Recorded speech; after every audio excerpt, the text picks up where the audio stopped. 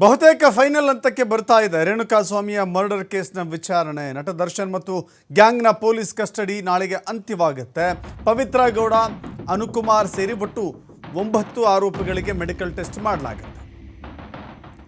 ವಿಚಾರಣೆ ಫೈನಲ್ ಹಂತಕ್ಕೆ ಬಂದಂತೆ ಕಾಣಿಸ್ತಾ ಇದೆ. ಇಷ್ಟು ದಿನಗಳ ಕಾಲ ತಮ್ಮ ಕಸ್ಟಡಿಗೆ ತೆಗೆದುಕೊಂಡಿದ್ದಂಥ ಪೊಲೀಸರು ತೀವ್ರ ವಿಚಾರಣೆಯನ್ನು ಮಾಡಿದ್ರು. ಆರೋಪಿಗಳ ಹೇಳಿಕೆಗಳನ್ನು ಕೂಡ ದಾಖಲು ಮಾಡಿಕೊಂಡಿದ್ದಾರೆ, ಸಾಕ್ಷ್ಯಗಳನ್ನು ಕೂಡ ಕರೆ ಹಾಕಿದ್ದಾರೆ.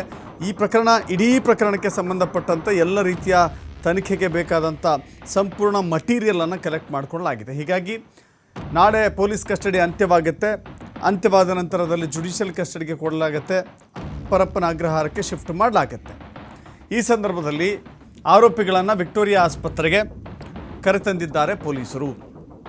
ನಾಳೆ ಕಸ್ಟಡಿ ಅಂತ್ಯವಾಗುವ ಕಾರಣಕ್ಕಾಗಿ ಇವತ್ತು ಮೆಡಿಕಲ್ ಟೆಸ್ಟ್ ಮಾಡಲಾಗ್ತಾ ಇದೆ.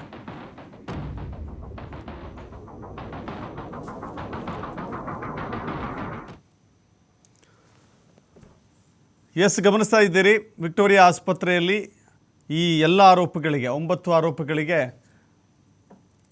ಮೆಡಿಕಲ್ ಚೆಕಪ್ಪನ್ನು ಮಾಡಲಾಗ್ತಾ ಇದೆ.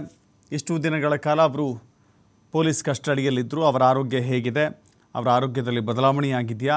ಈಗ ಮುಂದಿನ ಹಂತದಲ್ಲಿ ಪೊಲೀಸ್ ಕಸ್ಟಡಿ ಮುಕ್ತಾಯವಾಗಿ ಜುಡಿಷಿಯಲ್ ಕಸ್ಟಡಿ ನ್ಯಾಯಾಂಗ ಬಂಧನಕ್ಕೆ ನೀಡುವಂಥ ಸಂದರ್ಭದಲ್ಲಿ ಅವರ ಆರೋಗ್ಯ ಸ್ಥಿರವಾಗಿದೆ ಅನ್ನೋದನ್ನು ಖಚಿತಪಡಿಸಿಕೊಂಡ ನಂತರವೇ ಅವರನ್ನು ನ್ಯಾಯಾಂಗ ಬಂಧನಕ್ಕೆ ಅಂದರೆ ಜೈಲಿಗೆ ಕಳಿಸ್ಬೇಕಾಗತ್ತೆ, ಪರಪ್ಪನ ಅಗ್ರಹಾರಕ್ಕೆ ಕಳಿಸ್ಬೇಕಾಗತ್ತೆ.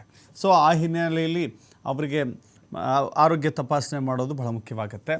ಪವಿತ್ರ ಗೌಡ ನಿನ್ನೆಯಷ್ಟೇ ಪವಿತ್ರ ಗೌಡ ಅವರ ಆರೋಗ್ಯ ಕೆಲವಷ್ಟು ಅಡೆತಡೆಗಳು ಉಂಟಾಗಿತ್ತು, ಆರೋಗ್ಯದಲ್ಲಿ ಏರುಪೇರಾಗಿತ್ತು. ಅದಕ್ಕೆ ವೈದ್ಯರೇ ಸ್ಪಷ್ಟನೆಯನ್ನು ಕೊಟ್ಟಿದ್ದರು.